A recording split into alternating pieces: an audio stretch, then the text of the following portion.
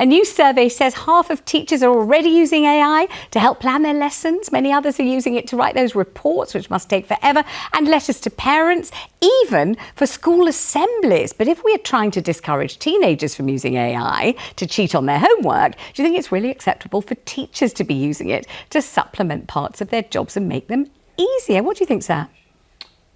This might be controversial, I'm not sure, but I love AI. Right. I love using AI, right? But you've got to use it in a smart way. I mean, you can't use it for creative output. I mean, I earn a living from being a writer. If I started using AI to actually write my articles or whatever it is, then it would be so obviously generic and you would lose all personality. So I don't think it's actually a disaster for creatives in the way that people think. I think teachers are really overstretched and overworked.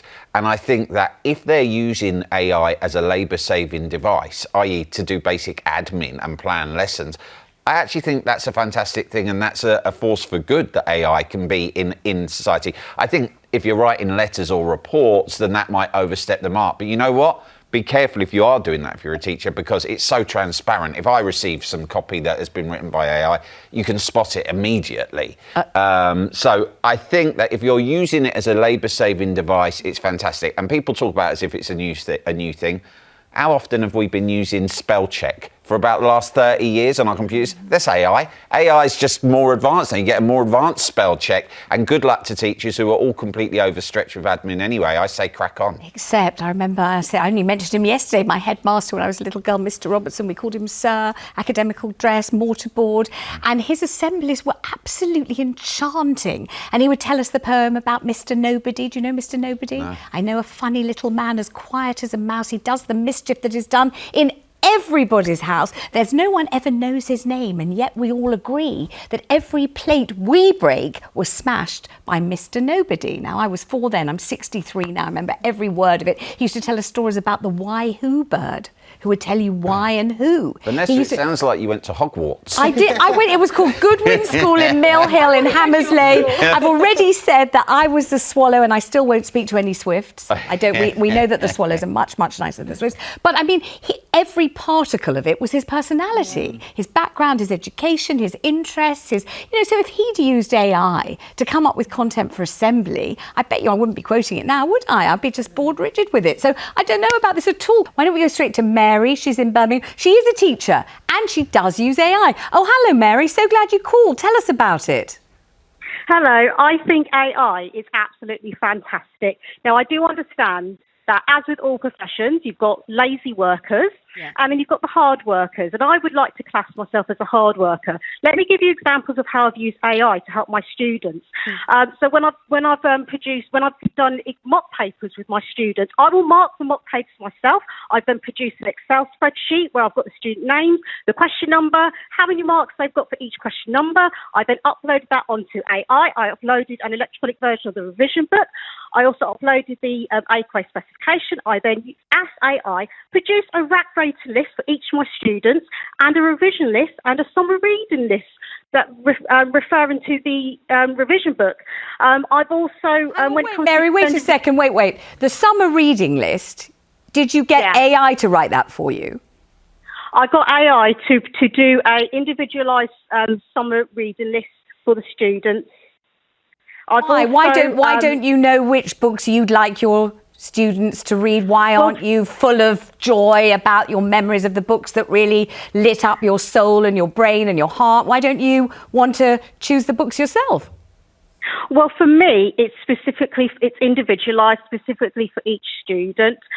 So what one person might need, the topics that one person might need to revise will be different to a second person based on how they've done on the mock papers. I've also, for example, when I'm producing lessons, in fact, I'm actually producing a lesson now about actions. I've literally just typed in AI, evaluate the role of sexual health services in reducing the spread of STIs. And I've put down, produce a mark scheme. So it's done that. I then asked it to produce an example of an answer that would give the full marks, then an example of an answer that would get half the marks. I've now put those answers into my PowerPoint, and I'm going to actually go through in the lesson why this answer wouldn't get the full marks, but why this answer would.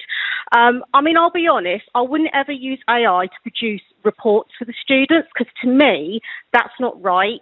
You know, I should be typing up those reports myself, because it's my perspective, not AI's perspective. But, you know, I think to ban AI outright from schools, I think it would be unfair on the teachers that are not using, you know, we are using AI to try and improve our teaching, not as a way to be lazy. Mary, just because I'm curious, what subject are you actually teaching? I teach science. Science, because that example that you gave was so complicated, I didn't really grasp what subject that was. My gosh. Let's bring in Maria in Portsmouth. Mary, you stay there, because I know that Maria, I think, would like to take you to task on this one. You're not keen, Maria, on Mary using AI, are you? I'm not, and I'm a homeschool mum. Right. And I'll tell you what I find quite frustrating is a teacher saying, I shove it all in AI and then I shove it to the student. That isn't teaching. I mean, Mary, feel free to reply, Mary, if you'd like to. I agree. That is not teaching. That is not how AI should be used. And those teachers should not be allowed to use AI like that. I completely agree. AI shouldn't be used as a substitute for doing your job. It should not be used as a substitute for working hard. But if there's a tool that you can use to try and improve your teaching and to, for me, if I was to produce the individualised revision list, bearing in mind that I've got 30 students in each class, that it would have been impossible for me to be able to do that for every single student. I would have had to do a generic revision list. And I would rather do a personalised revision list using AI to help me. And it will, that to me is what AI is for. Right, let's see if Maria's convinced or not. No, hold on. You're paid to be a teacher. You're paid to understand your students in your classroom. You then should not be using AI to then predict what your children in your classroom should be doing. You are not then being their teacher. AI is their teacher, not you. And you are now showing me you're not qualified enough to be a teacher. That's a bit much, I think, Maria. No, it's not, Vanessa. No, it's not, Vanessa. Well, I feel it is, because obviously Mary's qualifications are a matter for her and the school that employs her. But hang on, Maria, hang on a second. Mary, have a chance to respond to that if you want to. So when I'm marking mock paper examples or exam questions, I can see what that student needs to work on, and I will also, when I'm marking, I also will make a note of it in my planner as well. Yeah. Just give them the students my handwritten notes.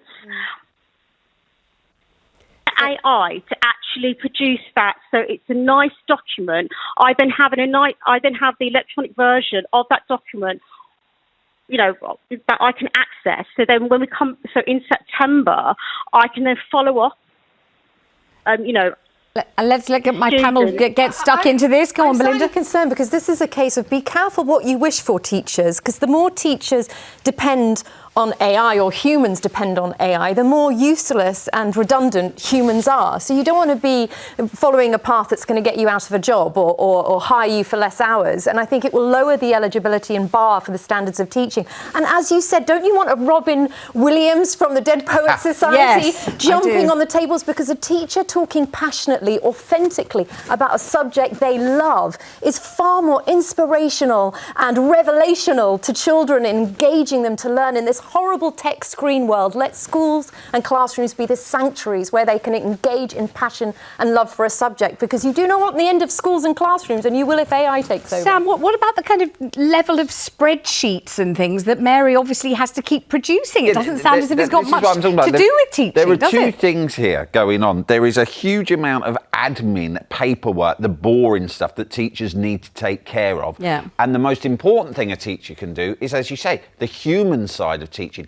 Showing passion, bringing a subject alive. Only a human being, I believe, can do that. So why not free up the energies of a teacher to focus on that by taking away all the tedious stuff that effectively a robot or a computer can do for them. And then we get the best of both worlds. Then someone like Mary, who I can tell is a very passionate teacher and very enthusiastic, is able to bring the subject alive because she's not wasting her time inputting data into a boring spreadsheet because a robot's doing it for her. I think that's great.